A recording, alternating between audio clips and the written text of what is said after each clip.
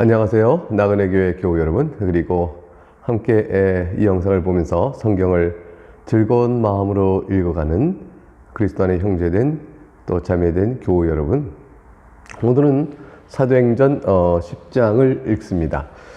우리는 이제 앞서 사도행전 8장에서 사마리아 지역인 빌립 집사가 복음을 전하고 그들이 예수 그리스도의 복음을 들었던 소문이 예루살렘에 들리게 되자 과연 사마리아인들도 예루살렘 교회와 함께 더불어 예수 그리스도의 교회를 세워가게 되는 것인지, 그들이 예수 그리스도의 교회에 들어오게 되는 것인지, 이 사실을 확인할 필요가 있게 되어졌죠.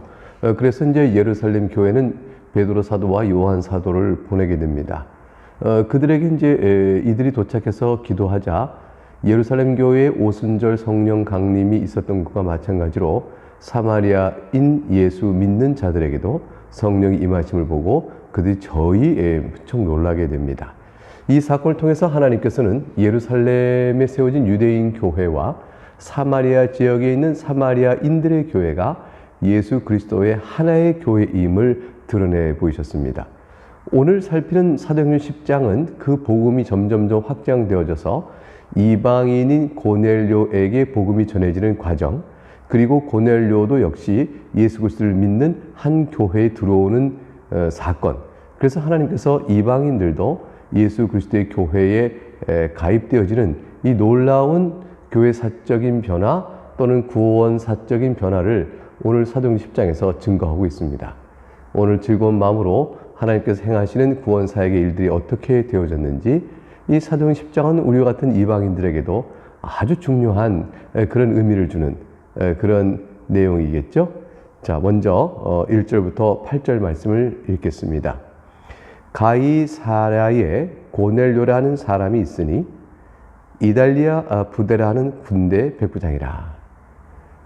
그가 경건하여 온 지방과 더불어 하나님을 경외하며 백성을 많이 구제하고 하나님께 항상 기도하더니 하루는 제9시쯤 되어 환상 중에 밝히 봄에 하나님의 사자가 들어와 이르되 고넬료야 하니, 고넬료가 주목하여 보고 두려워 이르되 주여 무슨 일이니까? 천사가 이르되 내 기도와 구제가 하나님 앞에 상달되어 기억하신 바 되었으니 내가 지금 사람들을 요바에 보내어 베드로라 하는 시몬을 청하라. 그는 무두장이 시몬의 집에 유숙하니 그 집은 해변에 있다 하더라. 마침 말하던 천사가 떠나매 고넬료가 집안 하인 둘과 부하 가운데 경건한 사람 하나를 불러 이 일을 다 이루고 요바로 보내니라. 8절까지 말씀을 읽었습니다. 8절까지 말씀 속에서 우리는 몇 가지 사실들을 이제 살펴보는데, 하나님께서 예루살렘의 가이사랴에 주둔했던 이달리아 부대의 군대의 백부장, 이렇게 이 고넬료를 이제 부르십니다. 이달리아 부대라, 로마 부대인데 결국 이탈리아 부대라는 것은 이달리아에서 직접 파송된 군대라는 것이죠. 그래서 정예 부대임을 바로 알 수 있어요. 이달리아에서 바로 통독하에 지배를 하기 위해서 보낸 정예 부대, 100명을 다스리는 지휘관이 이제 백부장입니다. 이것은 이제 보병 부대로서는 이제 상당히 높은 지위에 속하게 되어지는 것이죠. 당시에 100명의 이탈리아에서 온 정예 부대를 지휘하는 직급이면 일반 직급으로는 괜찮은 직급, 높은 직급입니다. 고넬료라는 사람이 이방인 이달리아에서 온 사람이요, 군대를 지휘하는 자요, 백부장임에도 불구하고 그는 경건하였다, 이 절에 되어 있습니다. 그뿐만 아니라 온 집안이 다 하나님을 경외하였다. 그리고 하나님께 기도를 항상 하고 많은 사람을 구제했다. 이게 획기적인 일이죠. 이게 굉장히 놀라운 일들이 그에게 임하였음을 보여줍니다. 하나님께 기도하는 사람인지라 제9시쯤 되 환상 중에 밝히 봄에라는 것은, 이 제9시라는 것은 오후 3시를 뜻합니다. 6을 더하면. 근데 그때 이제 이스라엘 사람들이 오후 제사를 성전에서 드릴 때인데, 그때 성전에서도 기도하고 각 처소에 있는 사람들도 그 시간 맞춰 기도합니다. 이 유대인의 이 기도 시간에 고넬료도 함께 이 시간에 맞춰 기도했다는 것은 그가 그의 경건이 헛된 것이 아니요 진실한 것임을 보여줄 수가 있습니다. 그런데 이제 환상 중에 하나님의 사자가 나타나니 4절에 주여 무슨 일이니까 이렇게 부릅니다. 이 주여 무슨 일이니까 하는 것은 그가 바로 신앙심에 기초하여 하나님이 환상 중에 보내신 천사를 바라보고 이제 얘기를 나누는 일이니까 그가 하나님을 믿는 믿음이 얼마나 신실한가를 보여주죠. 주여라는 이 고백 속에서, 부름 속에서 그의 신앙의 태도를 우리가 알 수가 있습니다. 내 기도와 구제가 하나님 앞에 상달되어 기억하신 바 되었다. 그러니까 기도와 구제가 형식적이지 아니었고 하나님께서 인정하실 만한 진실한 것임을 바로 알 수 있습니다. 베드로를 찾아오라고 베드로가 사람을 보내서 그를 청하여 말을 들으라고 말씀을 듣고 고넬료가 바로 즉각적으로 순종합니다. 이게 무슨 일일까 의심하고 왜 그럴 수 있을까? 아니 유대인들은 이방인과 상종 안 하는데 베드로라는 사람이 내게 오겠는가? 이 등등등 별 생각하지 않고 바로 이제 천사의 지시를 따라서 하인 둘을 세우고 이들을 잘 보호하기 위해서 죄송합니다. 부하 가운데 이제 경건한 사람 하나를 또 불러서 하인들을 보호하여 가게 합니다. 요바로 보내는데 가이사랴에서 요바까지는 약 54km 정도 떨어져 있습니다. 그러니까 4km, 시간당 4km 걸음으로는 13시간 정도가 되겠고요. 그리고 시간당 5km 걸음, 빠른 걸음 5km 정도 걸었다면 11시간 걸리는 일이니까 이게 뭐 쉽게 갈 수 있는 거리가 아닙니다. 오후 3시에 기도 중에 환상을 보고 바로 보냈다 할지라도 그들이 4시에 출발했다면 아마 밤거리는 어두우니 못 걸으니 걷다가 일정의 한 곳에 유숙하고 다시 그 다음날 이어가게 될 것입니다. 1절부터 이제 16절, 이제 고넬료가 사람을 보내오는 기간에 그 다음날에 이제 베드로도 정오에 기도할 때에 환상을 보게 되어집니다. 그러니까 정오라는 것은 12시가 아닙니까? 12시 이전까지 아직 저들이 도착을 못한 겁니다. 계속 오고 있는 중인 것이죠. 그러니까 아마 전날 오후 3시에 기도 마치고 천사의 환상을 보고 고넬료가 보냈을 때로부터 4시에 보냈다 하더라도 6시간 걸렸으면 밤 10시 아니면 뭐 5시간 걸렸다면 밤 9시 또는 뭐 8시면 이렇게 적당히 왔고 그 다음 아침 일찍부터 서둘러서 아마 이 요바에까지 왔을 겁니다. 9절부터 16절까지 말씀을 제가 읽어보겠습니다. 이튿날 그들이 길을 가다가 그 성에 가까이 갔을 그때에 베드로가 기도하려고 지붕에 올라가니 그 시간 제6시더라. 말씀드린 바와 같죠? 10절 그가 시장하여 먹고자 하매 사람들이 준비할 때 황홀 중에 비몽사몽간에 하늘이 열리고 한 그릇이 내려온 것을 보니 큰 보자기 같고 네 귀를 메어 땅에 들이웠더라. 이제 큰 보자기가 이렇게 내려옵니다. 그리고 그 안에 보니까 각종 4발 가진 짐승과 기는 것과 공중에 나는 것들이 있더라. 3가지 종류의 짐승이 있어요. 그런데 이들과는 13절을 보니까 또 소리가 있을 때 베드로야 일어나 잡아먹으라 하거늘 베드로가 이걸 잡아먹을 수 없는 겁니다. 14절 베드로가 이르되 주여 그럴 수 없나이다. 속되고 깨끗하지 아니한 것을 내가 결코 먹지 아니었나이다 한데 그러니까 아마 베드로는 레위기 11장에 나와 있는 그 부정한 것들을 먹지 말라 하신 것들이 이 4발 가진 짐승과 기는 것과 공중에 나는 것들에 섞여 있는 겁니다. 그러니까 하나님이 이것을 먹으라 하지만 아마 베드로는 이것을 자신을 시험하여 내가 율법을 잘 지키는가 시험하여 주께서 묻는 것이라고 아마 생각을 했을 것 같아요. 베드로가 못 먹겠습니다 라고 말하는 게 당연한 반응이죠. 그런데 15절에 또 두 번째 소리가 있을 때 하나님께서 깨끗하게 하신 것을 네가 속되다 하지 말라 하더라. 그리고 16절에 이런 일이 3번 있은 후 그 그릇이 곧 하늘로 다시 올라갔다 되어 있습니다. 하나님께서 깨끗하게 하신 것을 네가 속되다 하지 말라. 율법에 부정한 것이 하단 짐승들이 있으면 못 먹겠습니다 라고 했는데 하나님께서 그것을 속 깨끗이 했다고 말씀합니다. 율법의 정결의 규례에 따라서 먹지 못할 신학적 의미, 영적 의미가 해소된 상황이라는 것이죠. 도대체 언제 하나님께서 이렇게 이런 것들을 해소하셨을까요? 그 예수 그리스도의 속죄 사역의 의미입니다. 예수 그리스도의 속죄 사역으로 인하여 율법의 의식법이 다 이제 폐하여지는 것이죠. 유대인을 지켜야 될 율법의 의식법들이 다 폐하여지고 유대인들에게 오랜 관습했다는 것으로는 정의될지 모르지만 이방인을 포함한 보편적 교회에 속한 구원의 역사를 이루기 위해서 우리들에게 각각 요구되는 의식법적인 율법으로는 더 이상 작용하지 않는 겁니다. 먹는 음식과 관련된 의식, 무엇을 입을까의 의식, 이런 등등의 모든 행동적 규범을 제어하는 의식들은 그리스도 안에서 이제 폐하여진 것이죠. 하나님께서 이제 베드로에게 내가 깨끗이 한 것을 하나님께서 깨끗하게 하신 것을 네가 속되하지 말라 이렇게 말씀하셨습니다. 바로 이런 세 번에 걸친 환상을 보고 있을 때에 그때에 이제 고넬료가 보낸 사람들이 베드로에게 도착하게 되어집니다. 17절부터 23절까지 말씀을 살펴보죠. 베드로가 본 바 환상이 무슨 뜻인지 속으로 의아해 하더니 마침 고넬료가 보낸 사람들이 시몬의 집을 찾아 문 밖에 서서 베드로가 궁금해했습니다. 도대체 이 환상이 무엇일까? 아니 말씀의 뜻 하나님이 깨끗이 했다. 근데 네가 속하겠다 하지 말라. 이게 무슨 뜻일까? 이 환상은 도대체 무슨 뜻일까? 궁금해 여겼겠죠? 그런데 이제 고넬료가 보낸 사람들이 마침 시몬의 집을 찾아 문 밖에 서서 18절 불러 이르되 베드로 하는 시몬이 여기 유숙하느냐 하거늘. 19절 베드로가 그 환상에 대해 생각할 때 그때 성령 하나님께서 일깨워 주는 겁니다. 그에게 말씀하시되 두 사람이 너를 찾으니 일어나 내려가 의심하지 말고 함께 가라. 내가 그들을 보내었느니라. 모정에 기도했던 환상과 고넬료가 보냈던 사람들이 도착하여 베드로를 찾는 것과 연관이 되고 있다는 사실을 성령께서 말씀해 주심으로 보여주고 있습니다.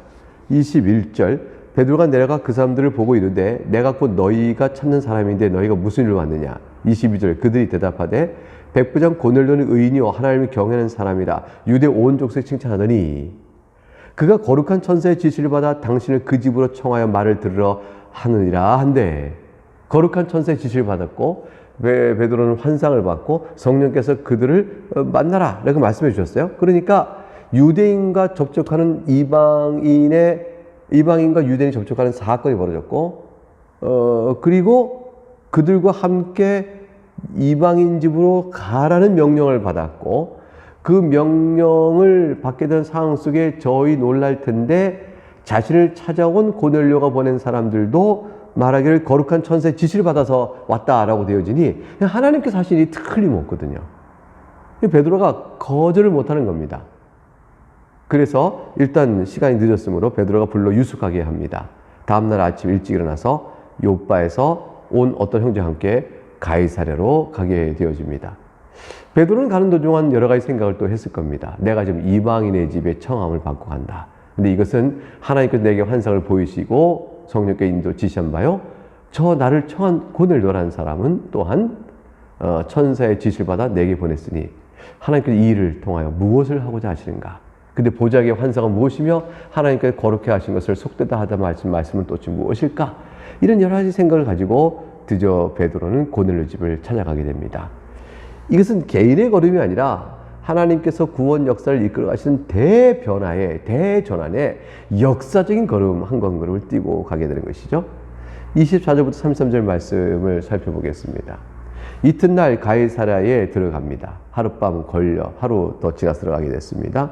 고넬료가 그의 친척과 가까운 친구들을 모아 기다리더니 마침 베드로가 들어올 때에 고넬료가 맞아 발 앞에 엎드려 절하니 고넬료는 베드로 앞에 엎드려 절합니다. 하나님께서 보내신 자여 거룩한 천사가 지시하여 보낸 자이니 마땅히 경배를 받을 만하다 했겠죠. 베드로가 이렇게 이르되 일어서라 나도 사람이라. 그러므로 행하라 있을 우상숭배적인 그러한 모든 불경건한 태도를 지웁니다.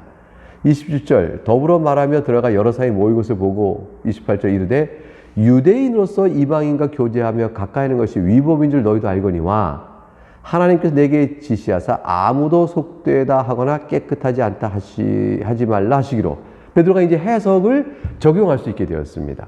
환상에 봤던 그 해석 하나님께서 깨끗하게 하신 것을 너희가 속되다 하지 말라는 말의 뜻이 아하 이방인에게 거룩한 천사가 지시하여 나를 청하게 했던 이 사건 속에서 하나님께서 지금 유대인과 이방인 사이에 그 벽을 허물어 보시고 이방인을 속되다 하지 않게 하시는 하나님의 뜻이 있는 것이구나. 이 사실을 베드로가 깨닫게 되어지는 것입니다. 그래서 이렇게 말하는 것이죠.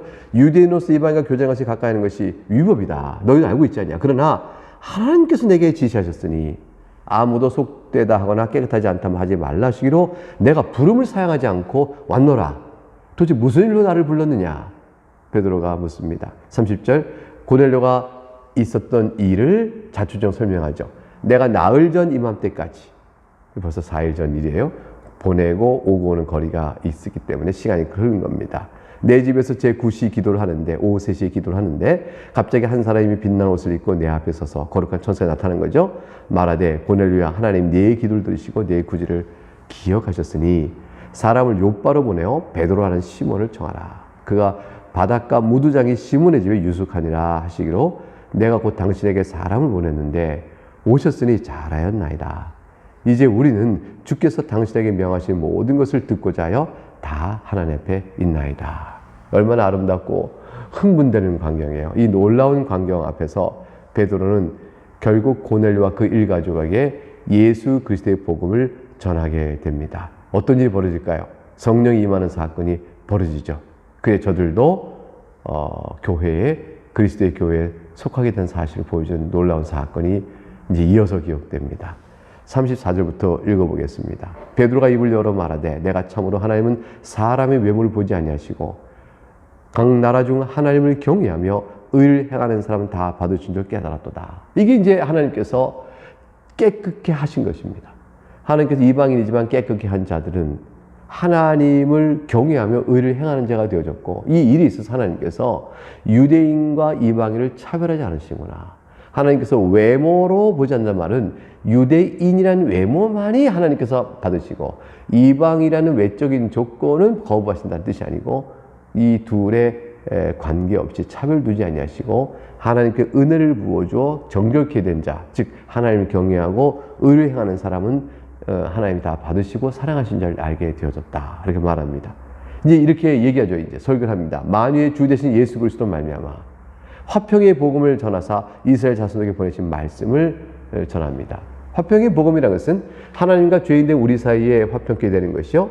결과적으로 여기서는 유대인과 이방 사이에 막힌 담도 무너지는 화평의 관계가 성립되어지게 되어집니다. 예수 그리스도는 모든 원수된 것을 폐하여 버리십니다. 37절. 그럼 내용은 뭘까요? 곧 요한이 그 세를 반포한 후에 갈릴리에서 시작하여 온 유대에 두루 전파된 그것을 너희도 알거니와 하나님이 나사렛 예수에게 성령과 능력을 기름부터 하셨음에 그가 두루 다니시며 선한 일을 행하시고 마귀에게 눌린 모든 사람을 고치셨으니 이는 하나님이 함께 하셨습니다. 예수 그리스도께서 행하신 표적과 기사와 그가 행하신 모든 가르침을 선한 일이라는 뜻으로 성격을 균형지으며 하나님 행하신 일이니까요. 그리고 이제 마귀에서 눌린 모든 사람을 해방시켰다 되어 있으니 귀신을 내쫓는 일뿐만 아니라 사실 영적으로 보게 되면 모든 죄인을 죄악된 심판에서 구원하는 일이 될 것입니다.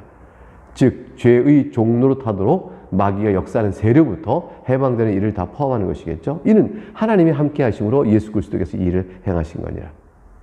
우리는 유대인의 땅과 예루살렘에서 그가 행하신 모든 일의 증인이다. 우리에게서 복도했다. 그들이 나무에 달아 죽였으나 하나님이 목도한 사실 중요한 사건을 말합니다. 사흘 만에 다시 살리사 사흘 만에 다시 살리셨는데 부활했는데 그가 나타내시사 누구에 나타내셨는가? 41절 모든 백성에게 하신 것이 아니요 오직 미리 택하신 증인 곧 죽은 자 가운데서 부활하신 후 그를 모시고 음식을 먹은 우리에게 하신 것이다. 그러면 우리가 예수 그리스도의 부활을 증언하노라. 그는 바로 만유의 주님이시다. 이렇게 설교하는 것이죠. 그래서 42절 우리에게 명하셨고 우리는 전도하는 것이고 하나님이 살아있는 자와 죽은 자의 재판장으로 정하시니까 곧 이 사람이 그걸 증언하게 하셨으니 그 재판장이신 예수 그리스도를 믿으면 산다. 이 얘기를 하는 것이죠. 43절 이에 대하여 모든 선지자 증언하되 이건 성경이 이미 예언된 것이요 그 예언에 따라 성취된 사건이라고 말합니다. 그를 믿는 사람들이 다 그의 이름을 힘입어 놀라운 말씀, 약속의 말씀, 죄사함을 받는다 했느니라. 이방인 고넬료가 이 말에 얼마나 감격하고 기쁨이 있었을까요? 베드로가 이 말을 할 때 성령이 말씀 듣는 모든 사람에게 내려오심에 그래서 이제 이방인에게 성령이 내려오시고 그리고 어떤 일이 벌어져요? 베드로와 함께 온 할례 받은 신자들이 이방인들에게도 성령 부어주시는 말만 놀라니 이는 46절 방언을 말하며 하나님 높임을 들음이로라. 결국 오순절날 예루살렘 교회에 임했던 성례의 사건이 이방인 고넬료와 그 집안 사람들에게도 나타난 겁니다. 그리고 할례 받은 사람들, 유대인들이 다 놀라게 된 것이죠. 하나님께서 사마리아인과 이방인도 유대인과 함께 더불어 그리스도의 교회 안에 함께 불러내신다는 사건을 보게 되었습니다. 47절 그래서 이제 베드로가 이렇게 말합니다. 이 사람들이 우리와 같이 성령을 받았으니 누가 능히 물로 세례 베품을 그 말이요. 한 세례받아 한 성도가 되는 귀한 역사입니다. 명하여 예수 그리스도의 이름으로 세례를 베풀라 하니라. 그들이 베드로에게 며칠 더 머무기를 청하니라. 결국 세례를 입어 그들은 성령이 임함으로 물로 세례받아 그리스도의 교인됨에 대한 회원된 표지를 갖게 되었습니다. 하나님께서 이 일을 역사하심으로 인해서 복음은 거침없이 이방인에게 전할 수 있고 선교 역사가 계속돼 갈 수 있었던 겁니다. 그래야 우리에게도 복음이 전해졌고 오늘 우리는 함께 이 2000년 전에 있었던 이 놀라운 사건이 우리에게 생명을 주는 죄사함의 은혜를 입게 되는 그 사건의 생각하면 얼마나 감격스럽게 이 성경을 읽고 있습니까? 이 말씀에 힘입어 오늘도 우리에게 구원을 베풀어 주신 예수 그리스도의 은혜를 깊이 찬송하며 주 안에서 복되고 담대한 하루를 또 감당하시는 여러분 될 수 있기를 주의 이름으로 축복합니다. 감사합니다.